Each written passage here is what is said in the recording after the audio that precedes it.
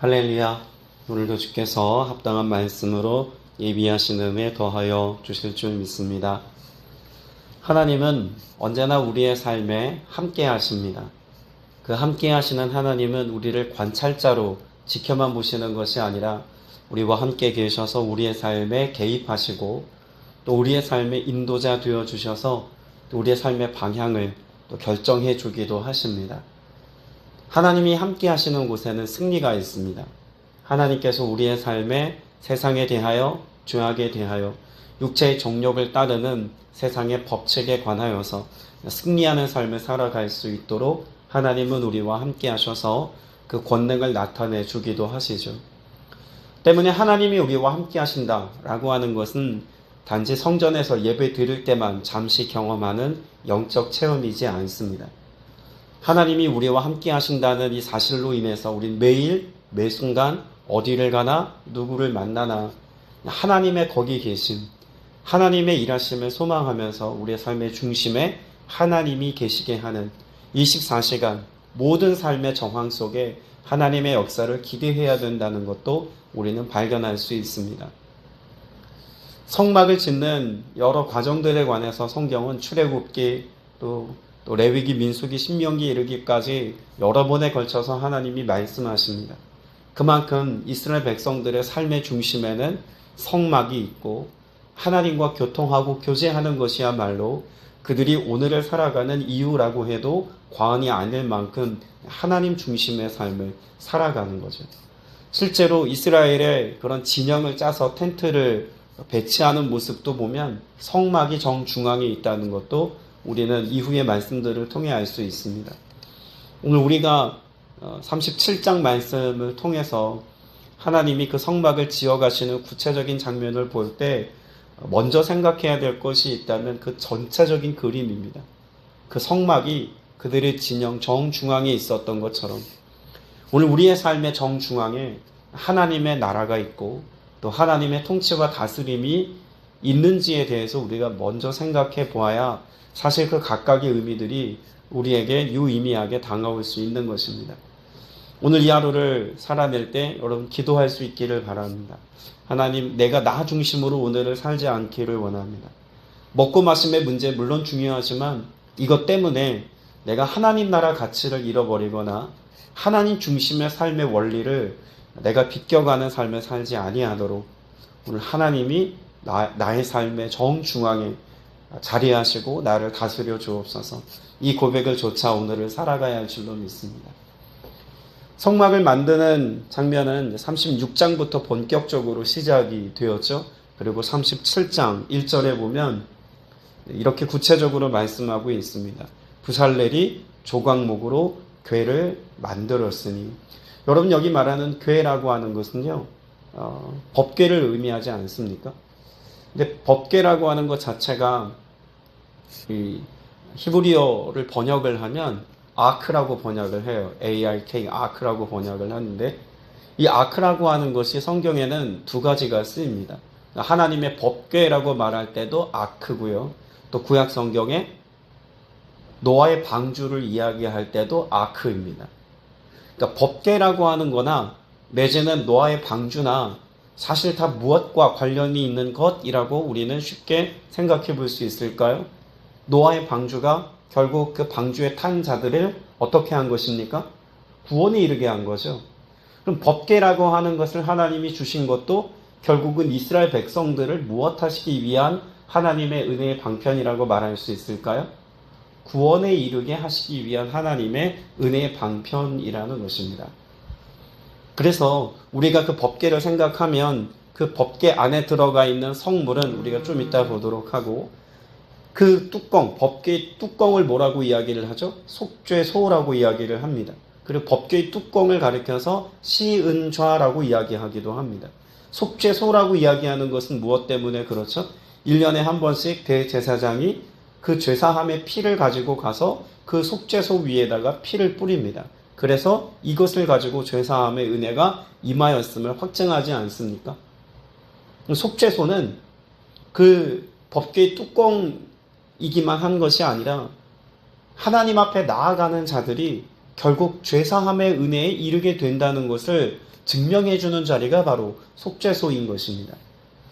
오늘 저와 여러분이 하나님 앞에 나아간다는 것에 가장 큰 은혜와 감격이 있다면 무엇일까요? 오늘 우리가 주님 앞에 나와 예배할 때 그 예배자로서의 큰 감격이 있다면 그건 무엇일까요? 죄사함의 은혜인 거죠. 신약의 때를 살아가는 우리에게 이 은혜가 누구로부터 비롯된 것입니까? 예수 그리스도께서 십자가 위에 죽으셨다는 이 사실, 그것이 그 법궤 뚜껑인 속죄소에 그 대속의 피가 뿌려진 것처럼 십자가 위에서 예수 그리스도께서 죽으심으로 우리의 죄사함의 은혜가 임하였다는 것은 구원을 의미합니다. 그리고 그것이 우리가 하나님과 만나는 만남의 시작이라는 것도 알 수가 있겠죠. 성막을 우리가 미팅 텐트, 회막이라고 부르는 이유가 무엇 때문에 그렇습니까? 하나님을 만나는 만남의 장소인 거예요. 예수 그리스도의 보혈을 힘입어서 오늘 저와 여러분이 이 성전에 나와 예배하는 것도 단지 성경에 기록된 말씀의 문자와 문맥과 그 의미를 이해하고 공부하기 위해서 나온 것이 아니지 않습니까? 이 의미 속에서 이 말씀을 통해서 우리가 하나님을 만나는데 그 목적이 있는 것이라는 사실을 우리가 명확하게 깨달아야겠죠. 하나님 만나고 돌아가셔야 합니다. 물론 우리의 모든 삶의 장소에 또 우리가 살아가는 모든 순간에 함께 하시지만 적어도 교회 공동체 안에서 우리가 예배의 자리에 나와 구별된 시간, 구별된 자리에서 하나님의 사람들이 함께 모여 예배할 때는 무엇보다 중요한 것이 하나님 만나는 데 있습니다. 하나님을 경험하는 거예요. 근데 그 귀한 하나님을 만남을 열어가는 이 법궤를, 그리고 그 법궤 뚜껑인 속죄소를 하나님이 하늘로부터 이렇게 뚝 떨어뜨려 주시거나 마치 봄을 캐듯이 땅을 캐어서 하나님이 만들어 놓으신 무언가를 그들이 발견해낸 게 아닙니다. 이 성막 전체가 그렇습니다만 오늘 37장 1절에서 그 궤에 관하여서도 어떻게 설명하고 있습니까? 부살렐이 만들었으니라고 기록합니다. 하나님이 앉아 계시는 시은좌, 속죄소라고도 하지만 시은좌는 어떤 뜻이죠? 하나님이 거기 계시는 하나님의 보좌예요. 하나님이 앉아 계시는 하나님의 거룩한 자리. 그런데 그 시은자를 사람이 만들었어요. 하나님은요, 하나님의 임재하시는 그 자리를 사람의 손에 맡겨서 사람이 만들도록 허락하셨습니다. 놀라운 은혜 아닙니까? 하나님이 계시는 자리를 사람이 만들도록 하나님이 허락하셨다는 것. 이것이 오늘을 살아가는 우리에게는 어떤 의미가 있을까요? 여러분, 우리가 손으로 행하는 모든 것들이, 우리가 오늘을 살아가는 삶의 모든 일상에 행하는 일들이 결국은 하나님의 사역이라고 하는 사실을 우리가 다시 한번 이 말씀 속에서 깨닫고 발견하실 수 있어야 합니다. 거기에 하나님이 계신 거예요. 부살렐이 만드는 일이지만, 그러나 그 만들어 놓은 그 속죄소라고 하는 그 법궤의 뚜껑 위에 하나님이 계신다라고 하는 사실을 기억하고 떠올리고 생각하며 이것을 만든다면, 여러분, 부살렐이 이것을 만들었을 때의 그 태도나 그 마음가짐이 어떤 것이었을까요? 그 경외함에 사로잡힌 바 되었을 것이고, 한순간 한순간이 너무 귀하고 소중한 것 아니었겠습니까? 단지 성막 안에 있는, 지성소 안에 있는 그 보좌를 만드는 그 순간에만, 그것에만 우리가 그와 같은 중심을 가지고 만들어가는 것이 아니라, 오늘 우리가 오늘을 살아가는 동안에 내 집안일 할 때나, 직장에서 일을 할 때나, 학생이라면 공부할 때나, 사역자라면 말씀을 묵상하고 설교를 준비하고 사역을 감당할 때나, 그 모든 행하는 우리가 행하는 일 속에 하나님이 거기 임재해 계신다라고 하는 신앙의 태도와 믿음의 가치를 가지고 우리가 행하는 일들을 살아내면, 여러분, 이것은요 그냥 가볍게 할 수 없는 일들입니다. 왜 이렇게까지 적용할 수 있을까요? 목사님, 그거는 속죄소 만들 때나 그런 거지, 우리의 일상에 그 적용하는 건 너무 가벼운 일 아닙니까? 그렇지 않아요. 왜 그렇습니까? 예수 그리스도께서 이 모든 휘장을 찢어내시고, 그래서 우리가 하나님 앞에, 그 임재 앞에 설 수 있는 그 상황과 그 모든 시공간을 전혀 새롭게 규정하셨다는 것을 우리는 이미 알고 있습니다. 1년에 한 번 대제사장이 지성소에 들어가서 그 속죄소에서 그런 희생의 피를 뿌리는 그 의식을 통해서만 하나님을 만나는 것이 아니라 이제는 우리가 어느 곳에 있으나 무엇을 하나 언제 어디서라도 예수 그리스도의 이름을 의지하고 나아가는 곳에서는 주님이 거기 계시고 주님이 만나주시고 주님이 일하시겠다고 말씀하셨으니 우리가 살아가는 모든 시공간은 다 이와 같은 하나님의 역사하심의 현장, 하나님이 임하여 일하시는 현장이 되게 하는 것이 신약 공동체를 살아가고 있는 우리에게 주어진 특권이자 은혜인 것을 꼭 잊지 않게 되시기를 바랍니다. 여러분이 성막을 만들고 또 법궤를 만드는 장면에도 보면 법궤를 만들 때도 손이 닿지 않도록 하기 위해서 양쪽에 고리를 만들고 채를 끼워 넣어서 사람이 메고 움직일 수 있도록 만들지 않았습니까? 여러분, 하나님의 보좌로 움직입니다. 텐트가 움직여요. 성막은 움직이는 그런 장소 아닙니까? 여러분, 오늘날 교회를 우리가 생각해 볼 필요가 있어요.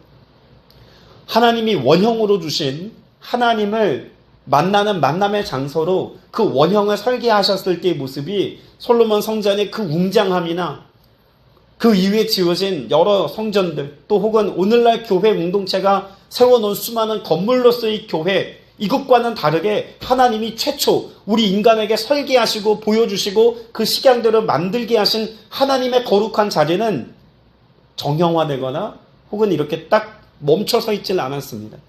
움직였어요. 오늘날의 교회는 어떤 교회가 되어야 할까요? 움직이는 교회가 되어야 합니다.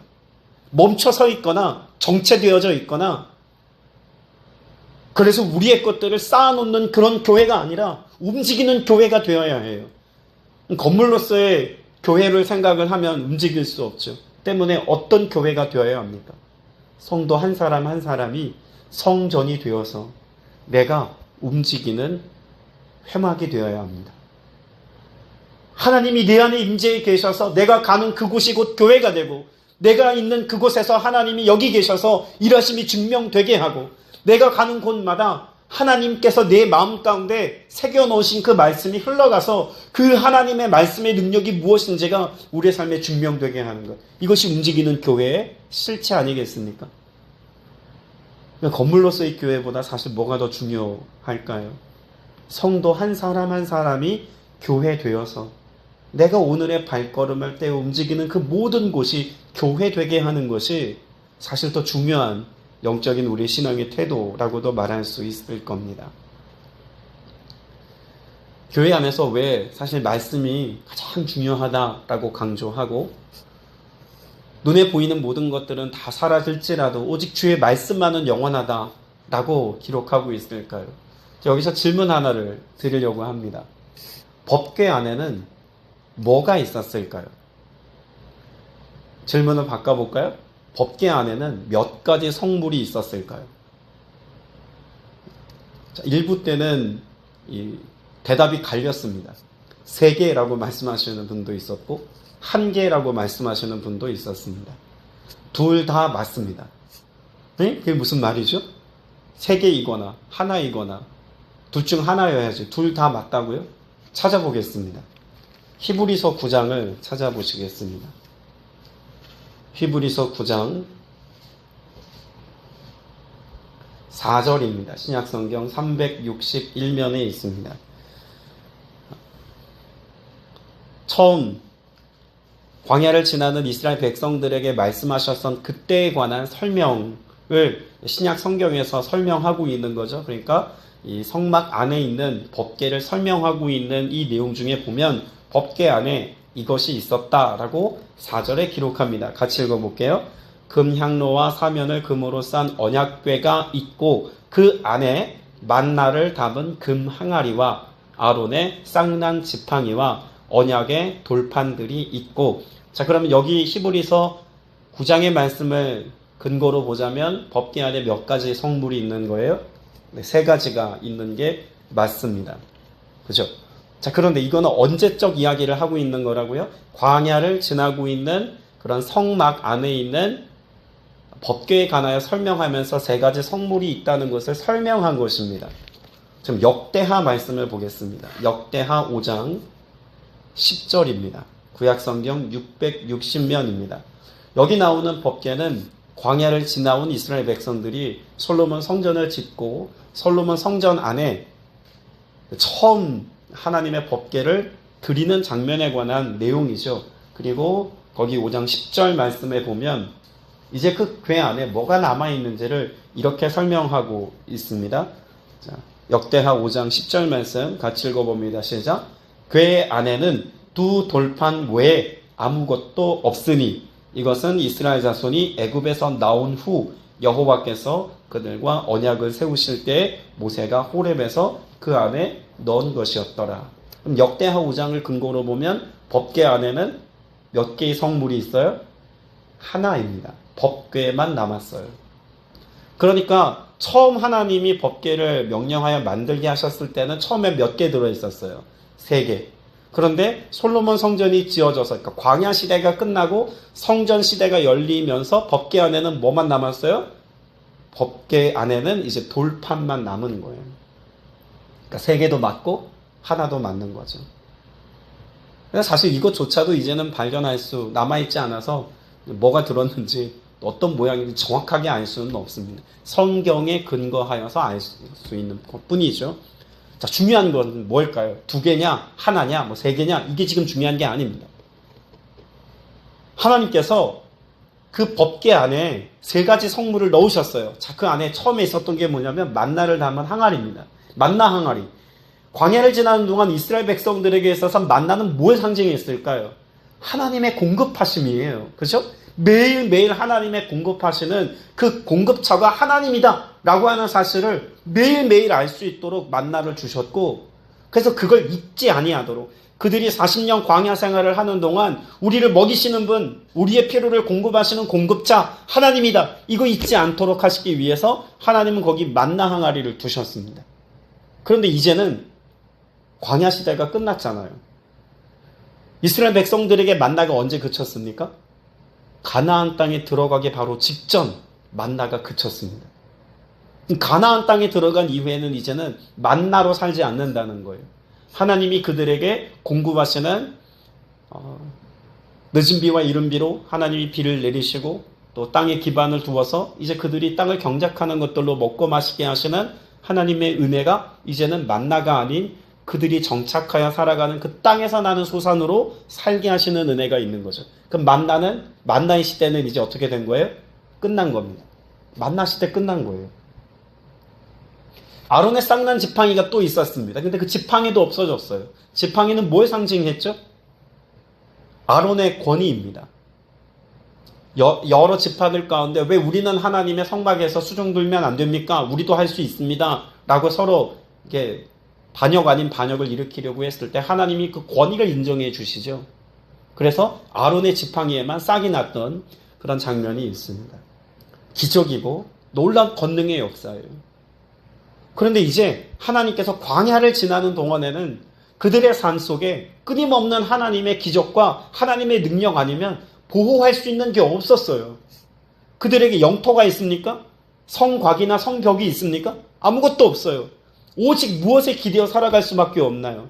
하나님의 권능과 능력이에요. 모세가 지팡이로 손을 내밀 때 홍해가 갈라지고 모세가 손을 내리지 아니하고 기도할 때 아말렉과의 전쟁에서 승리하는 그 하나님의 권능 아니면 그들을 보호할 수 있는 게 없었어요. 그런데 이제 가나안 땅에 정착했고 그들이 국가적인 형태를 가지고 이스라엘이라고 하는 나라의 개념이 명확해진 지금의 시대에는 그 권위가 이제는 하나님의 능력이 그들을 보호해주는 그런 돌봄은 더 이상 필요치 않게 된 겁니다. 뭐만 남았어요? 말씀만 남았습니다. 저는 한국교회를 생각을 할 때 그런 깊은 묵상이 있었어요. 참 예전에 1970년대, 80년대만 해도 병자들이 낫고 귀신이 쫓겨나가고 수많은 권능과 기적의 역사들이 있었는데 그 좀 다시 재현되면 안 되나? 그런 영적 부흥의 역사가 좀 있으면 안 되나? 이런 마음도 없잖아 있었습니다. 근데 이 말씀 앞에서 하나님 앞에 오히려 감사하게 됐어요. 우리의 삶 가운데 내가 기도하였더니 하나님이 먹고 마심의 문제를 해결해주는, 가난과 결핍의 문제를 해결해주는 그 시대는 이 땅에서 이제 끝이 났습니다. 굶어 죽는 사람은 거의 없어요. 이 시대 더 이상 권능과 기적과 같은 그런 일들은 이제 더 이상 한국 땅에, 이 대한민국 이 땅에, 한국 교회 안에 찾아보기 어려운 현상이 됐습니다. 그럼 이제는 어느 시대예요? 말씀의 시대입니다. 두 돌판에 새겨진 그 하나님의 언약의 말씀이 남아있는 것처럼 우리가 하나님 앞에 빈 돌판 가지고 나아갈 때 새겨놓은 하나님의 말씀이 영원까지 우리의 삶에 역사하시는 바로 그 은혜의 시대를 우리가 살고 있다는 거예요. 그럼 남아있는 하나님의 말씀 이것조차도 우리가 붙잡고 살지 않으면 우리는 빈 법궤를 가지고 살아가는 인생에 지나지 않습니다. 적어도 뭘 잃어버리면 안 돼요. 하나님의 말씀이 우리 안에서 사라지지 않게 해야 한다는 것, 법궤 안에 담겨있는 성물을 통해서도 알 수 있지 않겠습니까? 여러분, 법궤를 앞세웠을 때 어떤 일들이 있었습니까? 법궤를 앞세워 나아갔던 이스라엘 백성들의 삶 가운데는요, 전쟁에서의 승리입니다. 그 승리의 역사가 여리고성을 볼 때도 하나님이 승리케 하셨고, 법궤를 앞세워 나아가는 수많은 전쟁에서 하나님이 승리케 하신 이야기들이 성경에 많이 기록되어져 있죠. 사무엘상 4장에 또 민수기 4장에 하나님께서 그 법궤를 앞세워 전쟁에 나갔던 이들에게 승리케 하셨던 하나님의 역사가 있다는 것을 잘 압니다. 오늘 저와 여러분의 삶에 말씀을 앞세워 살아간다는 것은요, 그저 우리의 삶에 지식을 좀 쌓는 것과 결부되는 정도가 아니라는 거예요. 모든 영적인 싸움에, 보이지 않는 영적 싸움에 승리를 경험하는 것은요, 그 말씀이 우리 안에 바르게 자리하고 그 말씀의 능력을 우리의 삶 가운데 끝까지 신뢰하는 자들에게 주어지는 축복이라는 것을 잊지 않고 오늘을 살아야 할 줄로 믿습니다. 말씀을 맺을 텐데요, 그 시은좌, 속죄소라고 불려주는 법궤 뚜껑을 보면 거기 두 그룹에 관한 말씀이 7절 이하에 기록되어져 있죠.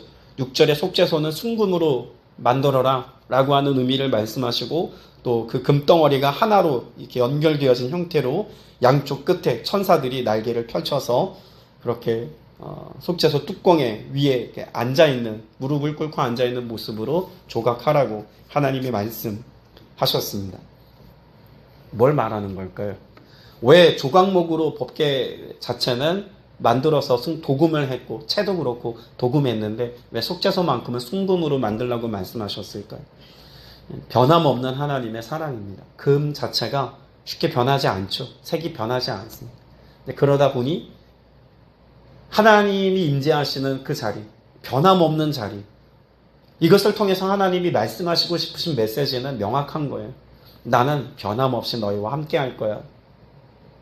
너희를 향한 나의 약속은 변하지 않아. 그 법궤 안에 있는 만나와 또 혹은 아론의 쌍난 지팡이와 계명의 그런 말씀을 새겨놓은 돌판처럼 하나님은 변함없이 이와 같은 공급하심과 돌봄과 권능과 능력과 말씀으로 우리와 함께 할 거야 라고 말씀하고 계시는 것입니다. 그 그룹들이 날개를 펼쳐서 그 하나님이 앉아 계신 그곳을 가리고 있었어요. 법궤의 모습은 그렇습니다. 그런데 가렸던 그것을 누가 펼쳐 놓으셨습니까? 예수 그리스도입니다. 이제 더 이상 법궤 시은좌라고 하는 곳을 향해 나아가지 않아도 돼요.